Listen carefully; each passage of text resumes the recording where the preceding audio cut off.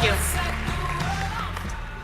So yesterday night, you know that my husband gave the keynote address, and he did a pretty good job, right? So after that, I was saying to him, you know, I'm a little worried, honey. And he said, why? And I said, because I don't know exactly what I should say or whether I have enough material to last 20 minutes. And he looks at me and he said, well, you never don't talk enough. Now, we're newlyweds. We have been married for about a year and a half. And he was, thank you. He was single for 46 years before that, but I realized with that comment that he has learned a tremendous amount about being a husband in this 18 months, because that was a husbandly way of saying, baby, you talk too much. You don't have to worry about this one. So, in deference to that, I will try to keep my comments crisp. So I have 4 things that I think hopefully will be helpful to you as we as a charter movement in this state move into the next 20 years. The first is this, and this is actually a piece of advice that I got from a mentor of mine, Joel Klein, who used to be the chancellor of the New York City Public Schools. So you may not know this, but when the District of Columbia Public Schools was thinking about having mayoral control of the schools, et cetera, the mayor went to New York to see how that model was working. And Mayor Fenty said to Joel Klein, I need you to find me the person who's going to be the chancellor of this district, et cetera. And so Joel Klein actually recommended me for that job. And as I was getting pummeled every single day, he felt sorry for me and bad that he had gotten me into that situation. So he always used to, take care of me as much as he could. So I remember one day in my first 3 months on the job, I was late at night, it's raining, I'm driving home from work, and my phone rings. So I look at the phone, it says Joel Klein. So I, pull my car over to the side of the road, I pick up the phone and I said, yes, sir. And he says, hey, how you doing? I said, I'm doing okay, I'm hanging in there. He's like, okay, good. So I called you tonight because I have 2 pieces of advice for you. And I said, okay, I'm ready. He said, the first one, do you have a boyfriend? And I said, no, sir, I do not, because at the time I didn't. He said, okay, so my first piece of advice is go out and get one. Now, I never thought that I would be taking love life advice from Joel Klein. And I said, okay. And he said, and let me tell you why. He said, this is the loneliest job that a person could possibly have. Day in and day out, you're getting yelled at, you're being criticized, all these things. He said, the only way that I survive every day is because I have my wife. And when we get into bed at the end of the night, she says, honey, don't worry about that. You're good. They're the crazy ones. You're not crazy. He's like, so go and find a boyfriend. And you'll note that I listened to his advice. And now I have somebody every night in bed who's, baby, don't worry. They're crazy, not you. The second thing that he said, though, is I said, okay, I got it. And then he said, here's my second piece of advice. He said, you have to lead from the front. And he said it with such conviction, and he's a super smart guy, and I didn't want to be dumb, and so I said, okay, I understand. And then I hung up the phone, and I got back on the road, I was like, I have no idea what that means. And it actually wasn't until a few weeks later, when we were going through the whole school closure process, and literally the whole city was up in arms, that I realized what the chancellor was talking about. Because if you get caught up and mired in the muck of, we don't want you to do this, we don't want you to do that, and you lose sight of the fact that as a leader, sometimes you have to make decisions that other people can't see right then, but is going to benefit your school, your district, et cetera, in the long term, you have to be willing to take the lead spot in that. And because we persevered through that, we were able to create an environment where every school in the district, because we did the school closures, had an art teacher, a music teacher, a PE teacher, a librarian, a nurse, and a guidance counselor or social worker for the first time in the history of the city. So it is worth it to take this position. And I say this to you as a charter movement, because while California is home to some of the most outstanding charter schools in this entire nation, as a state, we are not just not leading from the front and not just bringing up the rear, but in some cases we're heading in the opposite direction. And let me elucidate this for you. 38 states across the country have agreed to adopt President Obama's framework around teacher evaluations that ensures that a significant part of the teacher evaluation is based on how much your students grow. 38 states have agreed to do this.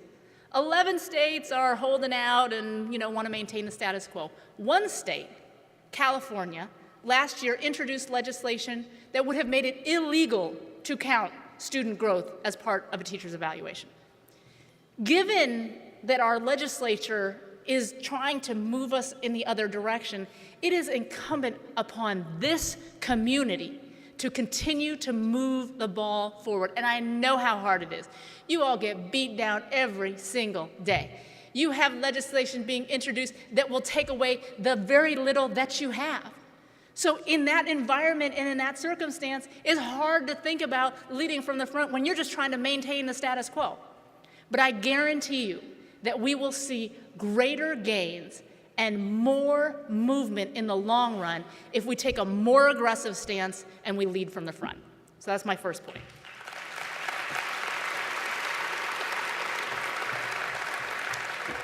My second point is this. It is okay not to be liked. And I speak from a whole lot of experience on this one. In fact, when I was in Washington, D.C., when we were going through all the fights and the trials and the tribulations, a columnist for the Washington Post wrote an article. And the sort of premise of the article was, I like Michelle Rhee and what she is doing. She's, making the right decisions for kids. I just wish she would be a little nicer. So I read the piece. What is this guy talking about? So I call him up afterwards. I was like, what are you doing? And he said, well, look, the thing is, I want you to stay around for a really long time. I think you are doing good things for kids. He's like, but can you just not be just a little friendlier and nicer along the way? And I said, here's the thing. You need to figure out what you think the characteristics of a good school's chancellor are. And if you think that warm and fuzzy are the most important things, then you should actually be advocating for your ouster. Because if you want warm and fuzzy, I am not your girl. I said, however, if you like what's going on, if you know that the hard decisions that have been avoided for years are actually now being made and these are the right decisions for kids, then you should be advocating not for me to change my personality, but for people to get over our personality differences and focus on what is happening that is in the best interest of children.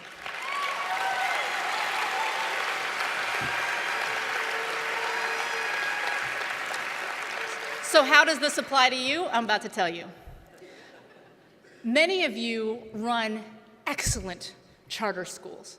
You are out there defying the odds and showing people what is possible that, quite frankly, 10 years ago, this country didn't think was doable, which is you're taking some of the most challenging environments on low-income, minority kids, and you are ensuring that they are achieving at the same high levels. This is truly something that 10, 20 years ago was not happening. You are doing that. However, you're also sort of doing this and say, well, let me just do my work. Let me just improve on what my school is doing. And you're turning a blind eye to the fact that there's a charter school down the street that's doing a crappy job with kids. And in your mind, you're thinking, well, but why enter into the fray of the debate? As long as I do a good job in my school, that's enough. It is not enough. Let me tell you that until the charter community takes the lead on accountability and makes sure that we are holding one another accountable to ensure that we are closing down failing charter schools, this movement will never reach its potential. You have to be okay with not being liked.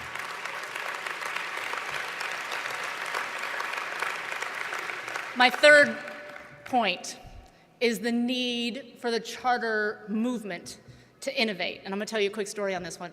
So I used to be out in the schools a lot when I was in DC. And after the first couple of weeks, what I realized was that my assistant, who was scheduling all of my meetings, et cetera, was, she had done this for previous superintendents, and so what happened was she would call the school ahead of time and say, the chancellor is coming, et cetera, and I'd pull up into the parking lot, and I was met by the marching band and the pep squad, with the dog and pony show, and so after a while I was really realizing that this is not what I wanted to see, right? I don't want to see the show, I want to actually see what's going on in classrooms every day. So I took to going on unannounced visits. So even though my schedule might say you got 3 meetings, I would just cancel them at a moment's notice and go out to a school. Now this didn't sit well with some people. So I remember one particular day I went to one of the lowest performing schools in one of the most downtrodden communities in Washington, D.C. And I walk into the building and I'm sort of, going from classroom to classroom, and I'm hearing, as I'm sort of traveling around, this weird buzz, like people are talking. It's like, what's going on? And I was trying to figure out, and I knew it had something to do with the fact that maybe I was in the building. And it was the fact that these folks had gotten smart to the fact that I would do these unannounced visits. So when they had devised a plan that when I walked into the building, they would announce to each other, "The dragon is in the lair.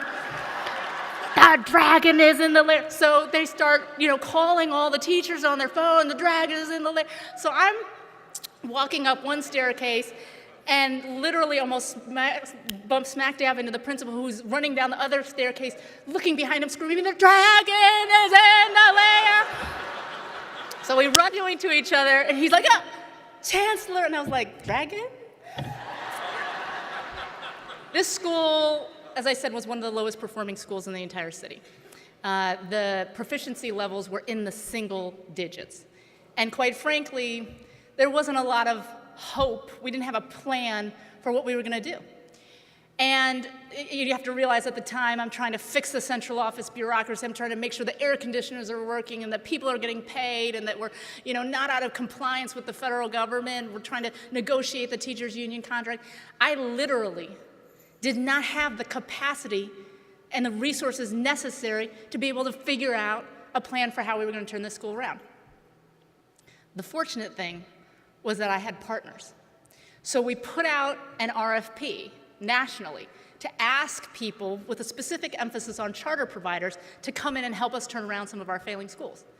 The vast majority of the high-performing charter management organizations didn't actually want to do it. Not because they didn't want to help kids or be in DC or anything like that. They were just saying, this is not our model. Our model is to start with first grade and grow up every year. You have a failing school with 500 kids in it right now. That is not how we roll.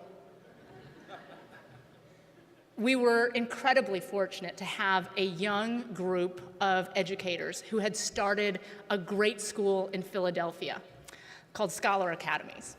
And they weren't a huge charter management organization, didn't have a ton of experience, but the schools that they had started were knocking it out of the park. These people came to DC and said, "I am absolutely willing to take this on. Here's what we need. We've never done this before, we don't know, but it's enough of an inspiration to us to try." They took over the school. I allowed them to hire all new teachers, run the program that they wanted to run. First year, results were relatively flat.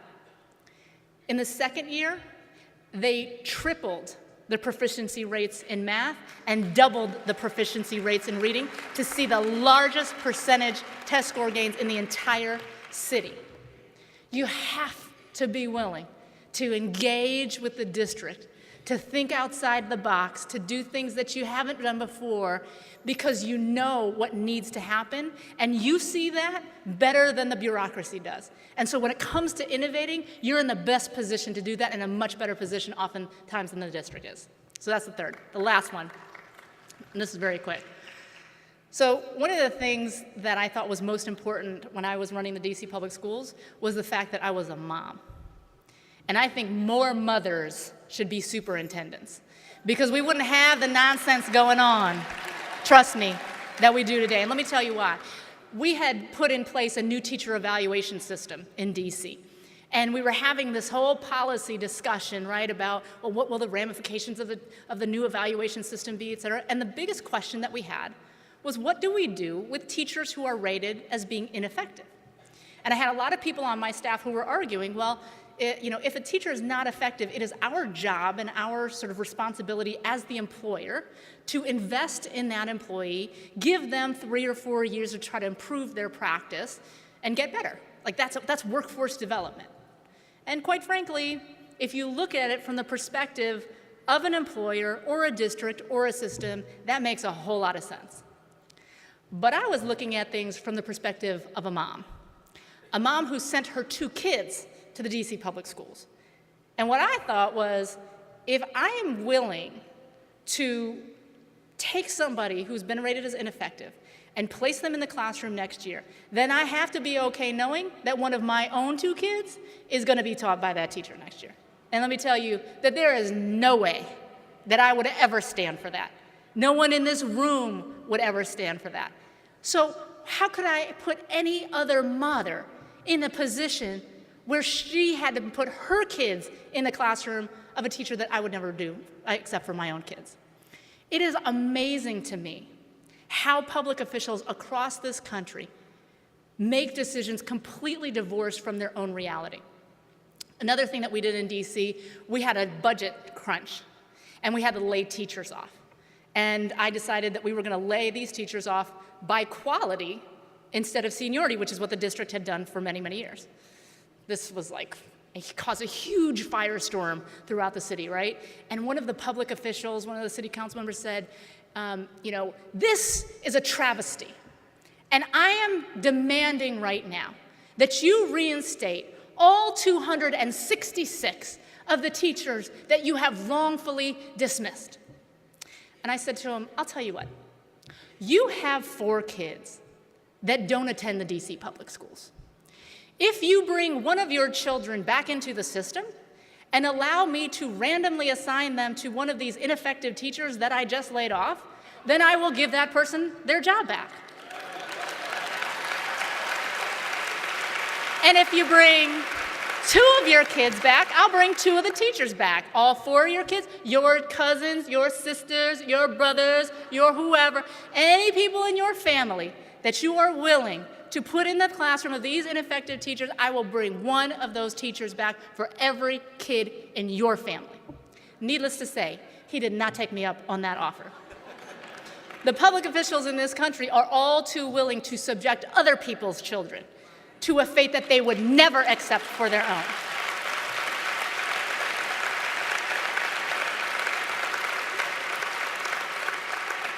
But we also have to ensure that that applies to ourselves. You all are out there running some unbelievable schools, but the bar has to be set high. It can't just be that you're running the school and getting better results than the school when you took it over. You can't just say it's better than the school down the street, because nobody in this room started a charter school so that you could be the same as the mediocre traditional public school a mile away. You cannot rest until your school is the exact kind of school that you want your own children to attend. We can't rest until that is what we are providing to all children. So let me just end on this note. I believe that public education is supposed to be the great equalizer in this country. It is supposed to be the thing that ensures that it doesn't matter if you're black or white, rich or poor. We have a public school system so that every child can live the American dream. If you work hard and you do the right thing, you can be successful. That is not, however, the reality that most of the children in this country face today. The reality in this state is that if you live in Beverly Hills versus if you live in Compton, you're getting 2 wildly different educational experiences. That is the biggest injustice imaginable. It goes against everything that we stand for as a country. So while you have done tremendous work over the last 20 years, I can tell you that what has to happen, the momentum, the progress, the achievement that sits ahead of us in the next 20 years is not only going to be harder, but it is going to be the only thing that ensures that we can live up to our ideals as Americans so that every kid in this country can get a great education in a public school. Thank you.